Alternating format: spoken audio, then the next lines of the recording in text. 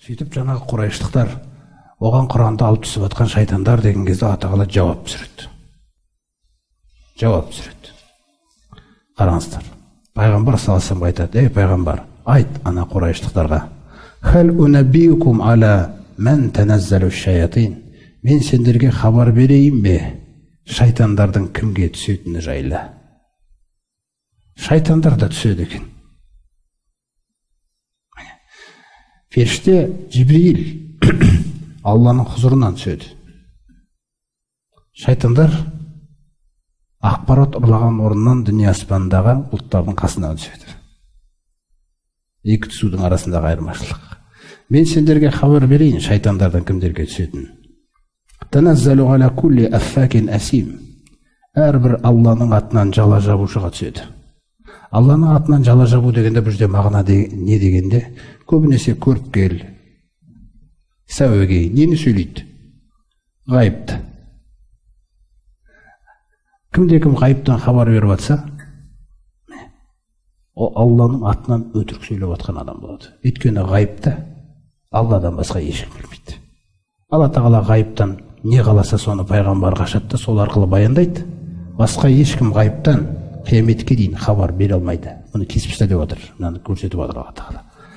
Әрбір өтірікшіге, Алланың атынан өтірік сөйлеушіге ғайыпты білемін деп, әрбір сондай күнәһарға түседі дейді шайтан. Шайтандар оларға түсіп тұрады. Сөйтіп ол шайтандар жаңағы сиқыршыға көріпкелге түскен кезде илқуна самма, ұрлап әкелген ақпаратын жаңағы сәуегей көріпкелдің тіліне салып жібереді дейді пайғамбарымыз саллаллаху алейхи вассалам. Алла тағала белгілі бір шешімді қабылдаған кезде Жибрилге уахи етеді. Сөйтіп Жибрил күллі періштелерге хабарлайды: бүгін осындай нәрсе болады дегендей.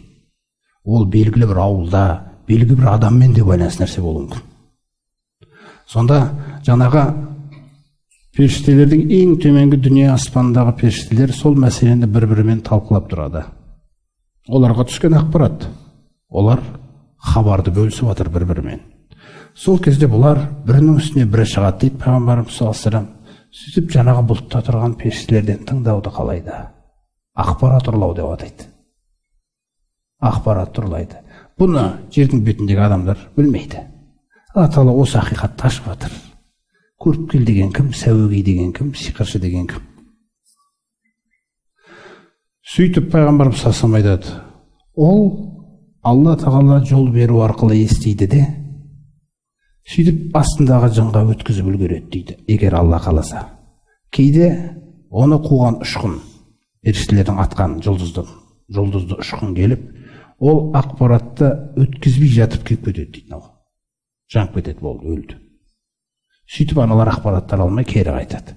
Кейде бұл кейінгі жынға өткізіп үлгереді, сосын өлтіреді дейді бұны жаңағы ұшқын. Яғни Алла тағала жол береді, сынақ болу үшін. Сосын ол сынақ болғаннан кейін ол мынау аятымен құтқарып отыр. Енді сен білесің ол нәрсенің не екенін. Сөйтіп аяң астындағысына келіп, ол жүгіріп келіп жаңа сәуегейдің тіліне салады дейді. Көріпкелдің тіліне салып жібереді да, салған кезінде 100 өтірікті, пайғамбарымыз саллаллаху айтып отыр, 100 өтірікті қосып береді дейді арасына.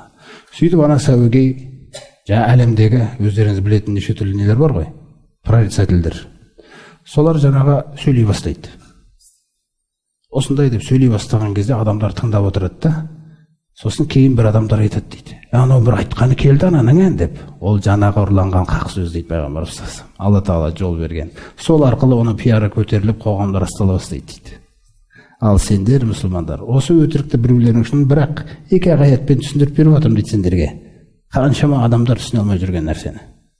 Шайтандар осыларға қарай түседі дейді. Сондай-ақ жаңағы белгілі бір болатын оқиға, мына нәрсені қараңыз. Омар радиаллаху анху Ғайлан ибн Салама деген бір сахаба, Сақиф руынан болған, ислам қабылдаған кезде 10 әйелі болған. Пайғамбарымыз саллаллаху алейхи вассалам оған 4-еуін қалдырда, қалғанын босат дейді, шариғат бойынша. Ол жерде көрінбей, оны сүйеді ғой енді ол. 4-еуін аналарды босатайын, Алла тағалаға махаббат жеңе ме жоқ? Қалай жеңеді дегендей нәрсе. Сөйтіп Омардың халифалығы кезінде бір кісілер келіп айтады, әлгі кісі әйелдерін талақ беріп жіберіпті де, мұрасын тек балаларына беріпті дейді. Сөйтіп Омар радиаллаху анху онымен жолығып айтады, мына сөзін қараңыз Омардың, мен ойлаймын дейді, әлгі ақпаратты ұрлайтын шайтан өліміңнің жақындағанын естіп періштелерден келіп көкейіңе салып жіберді ма деп. Сөйтіп сен алдыңда әйелдеріңе талақ бере салдыңда, мұраны оларға бөлмей, балаларыңа ғана бөле салдың. Алла мен ант етемін дейді, әйелдеріңді қайтарасың,